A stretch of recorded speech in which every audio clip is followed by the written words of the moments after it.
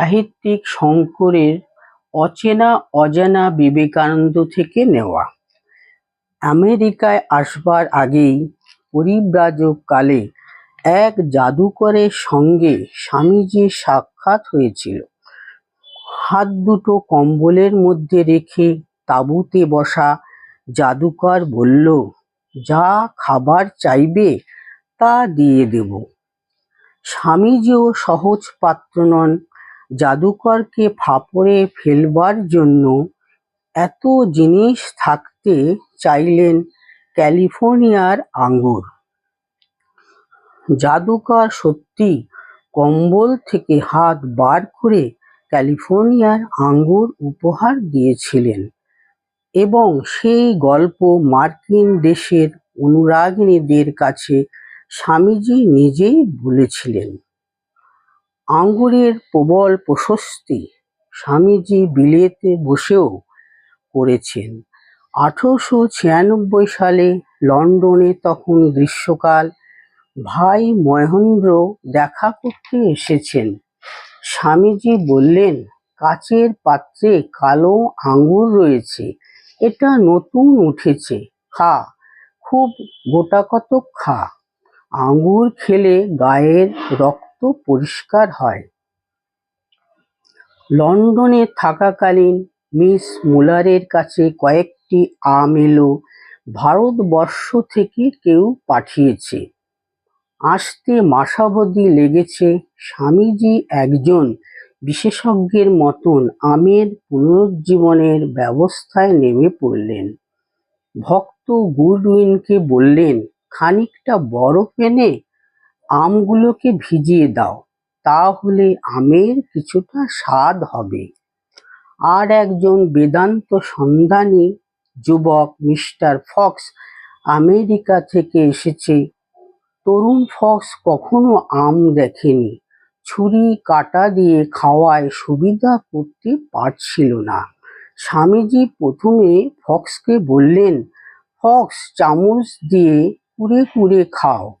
তারপর তিনি ভারতের আমের গল্প বলতে লাগলেন।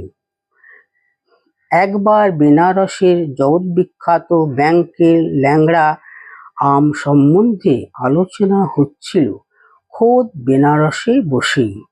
এই আমের বর্তমান নাম স্টেট ব্যাংকের ল্যাংড়া। স্বামীজির সময়ে নাম ছিল ইম্পিরিয়াল ব্যাংকের ল্যাংড়া। তখন শীতকাল, আম থাকার কথা নয়, কিন্তু একজন ভক্ত বাগানে ঢুকে দেখল গাছে দুটি ভুবন মোহন ল্যাংড়া আম অসময়ে শোভা পাচ্ছে। অতএব জয় স্বামীজি কি জয়। আরেকবার আমকে কেন্দ্র করে গিরিশ ঘোষ ভার্সাস নরেনের বাকযুদ্ধ হয়েছিল বলরাম বাবুর উত্তর কলকাতার বাড়িতে। গিরিশ নরেন দুজনে পাশাপাশি বসে খাচ্ছেন।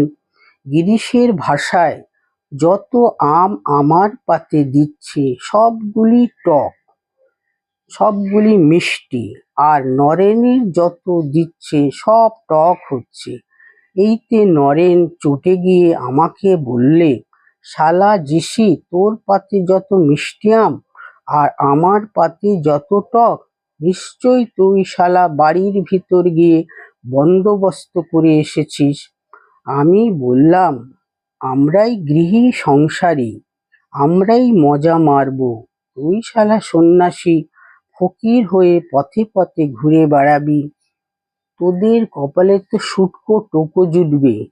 জিসি ওরফে গিরিশ এবং স্বামীজি দেখা হলেই নকল কথা কাটাকাটি করতেন। দুর্ভাগ্যক্রমে কোনো সীমা সেসব বর্ণনা রেখে যাননি। লন্ডনে স্বামীজির ফল নিয়ে কিন্তু এক রহস্যময় ব্যাপার ঘটেছিল 1896 সালে। স্বামীজি যখন লন্ডনে এসেছেন তখন ওখানকার বিখ্যাত ফলের দোকানের নাম উইলিয়াম হোয়াইটলি।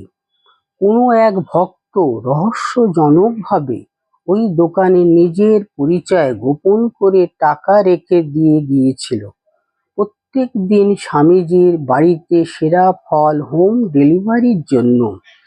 বেলা 11টার সময় প্রত্যেক দিন হোয়াইটলির দোকান থেকে একজন কর্মচারী এসে কাগজে মোড়া অনেক ফল স্বামীজির বাসস্থানে দিয়ে যেত। বাজারে ফল উঠবার ৩ সপ্তাহ আগে টাটকা ফল টেবিলে পৌঁছে যেত। আনারস লন্ডনে দুষ্প্রাপ্য, দাম প্রায় ১ গিনি। যখনকার যে ফলটি পাওয়া যেত, যতই দাম হোক, হোয়াইটলির লোকটি তাই স্বামীজিকে দিয়ে যেত। কার আদেশে এই ফল আসত সে রহস্য আজও পরিষ্কার হয়নি। তবে সন্দেহের তীর রয়েছে মিস জোসেফিন ম্যাকলাউডের দিকে, কারণ তিনি লন্ডনে আসার পর থেকেই এই ঘটনা ঘটতে আরম্ভ করে।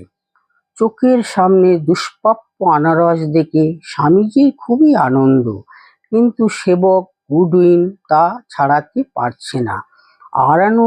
আনারস ছাড়ানো খুব সহজ ব্যাপার নয়। গুডউইনের অবস্থা দেখে তখন স্বামীজি নিজেই ছুরি হাতে আসরে নামলেন। টুকরো টুকরো করে গুঁড়ো চিনি দিয়ে সবাইকে দেওয়া হলো। মহেন্দ্রনাথের স্মৃতিকথায় এসবের উল্লেখ আছে। মনে রাখতে হবে, নিত্য ফল সরবরাহের রহস্যজনক সম্পর্ক গড়ে ওঠার একটু আগে থেকে উইলিয়াম হোয়াইটলির দোকানে বিবেকানন্দ প্রেমীদের যাতায়াত শুরু হয়েছিল।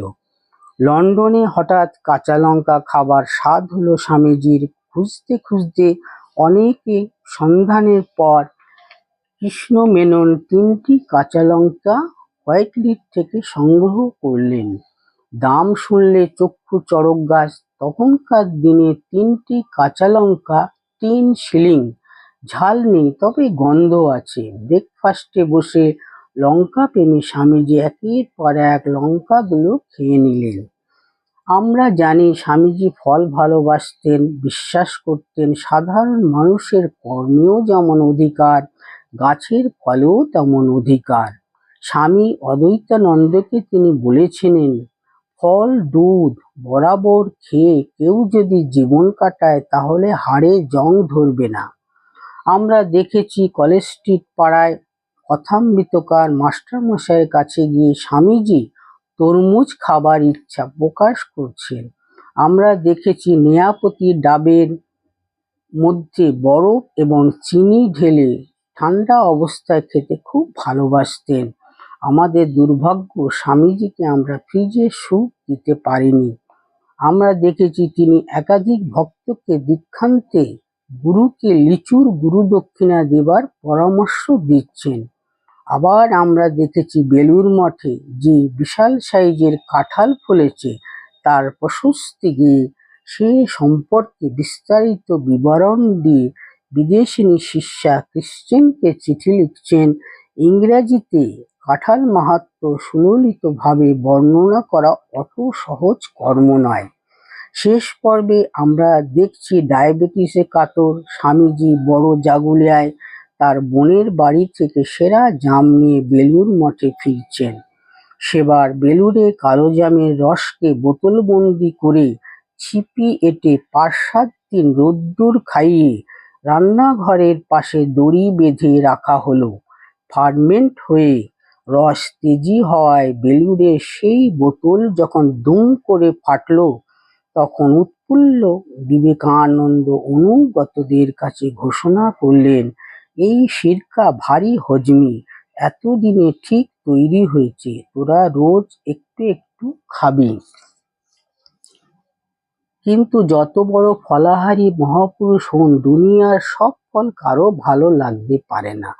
অনেক খোঁজ খবর নিয়ে দেখা যাচ্ছে একমাত্র একটি ফলের বিরুদ্ধে স্বামীজি আকার ইঙ্গিতে অনীহা প্রকাশ করেছেন। বারুইপুরের পেয়ারা বাগানের মালিকদের পক্ষে দুঃসংবাদ। স্বামীজি একবার বলেছিলেন, যদি কখনো দেবতাকে ফল দান করে সেই ফলটি থেকে সারা জীবন তাকে দূরে থাকতে হয়, তাহলে সেটি হবে পেয়ারা। মার্কিনী মহিলা তৎক্ষণাৎ বুঝতে পেরেছিলেন স্বামীজি পেয়ারা অপছন্দ করেন। জীবনের শেষ পর্ব অসুস্থ শরীরকে সুস্থ করার জন্য আলমোড়ায় উপস্থিত হয়ে স্বামীজি তার পরমপ্রিয় গুরুভাই রাখালকে লিখেছেন, রাত্রি রাত্রির খাওয়াটা মনে করছি খুব লাইট করব, রাত্রে দুধ ফল ইত্যাদি। তাই তো ওত পেতে ফলের বাগানে পড়ে আছি। হে কর্তা, সুরসিক তো একেই বলে। সত্যি মানুষটা কি রসিকতা বোধ! বিশ্ব সংসারে শত যন্ত্রণার মধ্যেও কৌতুক বোধ এবং মানুষের প্রতি ভালোবাসা হারাতে রাজি হননি বলেই আজও স্বামীজি এদেশের এত মানুষের হৃদয়স্পর্শী হয়ে আছেন।